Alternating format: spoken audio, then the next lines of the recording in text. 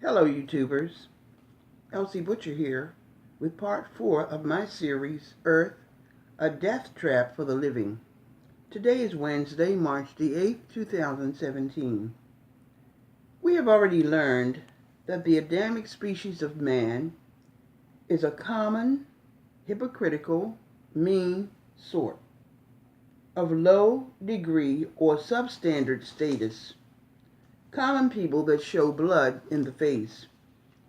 Commoners were and are those lacking distinction, a quality such as eminence or importance and greatness. But since they desired this quality, they decided to usurp it from living persons of royalty, from the slaves whom they traded places with. The word common comes from the Latin word communis, communis, meaning having no special designation or status or rank, such as a common sailor, and not being distinguished by superiority, notability, or noteworthy characteristics, plus being only average or below average. Communism can actually be interpreted as the word common plus the suffix ism, meaning a theory, a doctrine, a religion of the common people, ordinary, vulgar, but popular people. Speaking of the word common, look these phrases up in a good dictionary that gives root words, prefixes, suffixes, and word derivations. A. The common era, meaning the Christian era. B. The vulgar era, meaning the Christian era or the time of the common people. People being defined as coarse, brutish, rude, and obscene. Have you seen any of these people lately? How often do you watch TV or read the newspaper? And remember the Greek word nous, N-O-U-S, which means the mind of Christ, and also being a term of Greek philosophy, meaning having an affinity for the cleverness and wisdom that is crafty, shrewd, and deceptive.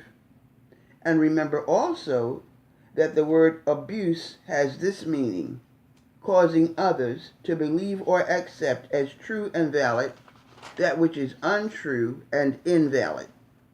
Remember also that the word nous, N-O-U-S, according to Roget's Thesaurus and Webster's Collegiate Dictionary 2, in the foreign words section, defines nous as anima mundi, the world spirit, or the force that governs the physical world. See common schools being public schools. And whom does Strong's identify as common? The answer, the Adamic species that show blood in the face, according to Numbers 119 and 120 in Strong's Concordance. As I pointed out before, without admixture, Africans brought to America could not possibly be from the Adamic lineage, because they did not show blood in the face, as do so-called white people. Because the word nous and anima mundi identify the mind of Christ as the spirit that governs the physical world, it is not very hard to discern from whom the black-white physical appearance idea came. Christ operates with common sense, not with noble, uncommon, atypical sense or sound judgment.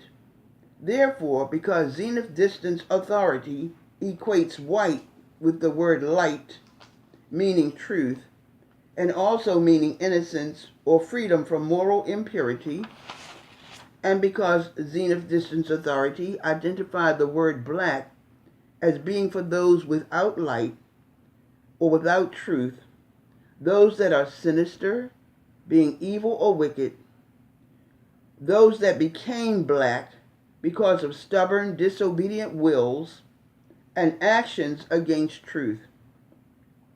The word white refers to persons of fortune and life as natural characteristics. Because Jesus is identified as one with a worldly mind, he had to come up with something showing the difference between these two types, something showing a physical but not intrinsic difference. So he called people of brown skin tones black, and people showing blood in the face with pinkish skin tones white. Actually, I have seen some, but very few, African Americans who are truly black in color, and I have seen some, but very few, white or albino people. So now we no longer have identities according to the content of the heart, as Dr. King said, but according to the so-called color of the skin.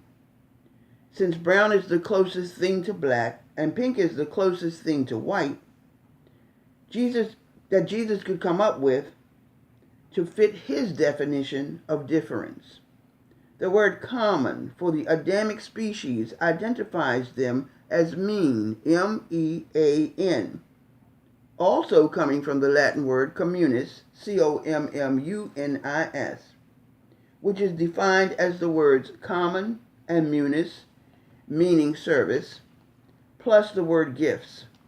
So then the word mean, M-E-A-N, is defined as the gifts, meaning slaves, were given by Jesus to others or to the common people for munis or for service, the slaves to be used as servants. This, of course, relates to Psalm 2 and 8 and Hebrews 10 and 5, when these scriptures are referred to in the concordance. The Indo-European definition for the word mean, M-E-A-N, is to exchange, to give up for a substitute, or to hand over, to deliver, to distribute, to divide the slaves, and to give out in shares or allotments, for, or in the interest of, or in order to promote the substitute of law. Coming from under or below, law comes from under, law comes from below, or from those in hell, to replace the authority intrinsic in those taken as slaves. The word mean, M-E-A-N, can also be defined as he, meaning Jesus, trades, or he treads upon, that is, subdues, conquers, and brings the captives under the control of his will, and he represses. He prevents them from natural expression, natural actions, and natural development, or the process of becoming mature, as if by trampling or crushing underfoot. That is to say, by oppressing and grievously causing severe pain, suffering, and loss.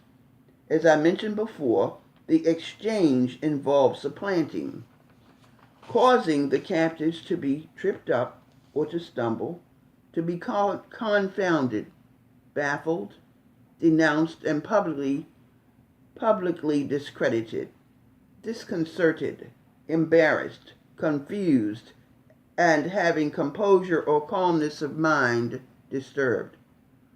Also causing those taken as slaves to become bewildered, to lose bearings, to be deprived of understanding of their true positions or their true places in life, or distinct, separate, and different in identity condition, their true situation or status. Remember this, the social system looks at the human race as a group collectively and artificially or unnaturally divided into classes according to earthly status. And who is it that is responsible for the inequality in the classes? Lucifer, aka Jehovah, aka Jesus, aka Allah, who is their Lord, that claimed the earth and its fullness. And remember this, according to the Bible and Strong's Concordance, the rulers of the darkness of this world are satanic. And according to John 16:11 and Rogaeus Thesaurus, the prince or ruler of this world is Lucifer, aka Satan.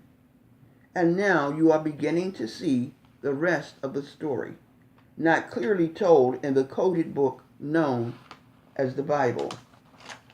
Until next time, I am Elsie Butcher, and I will see you again very soon. Thank you for listening.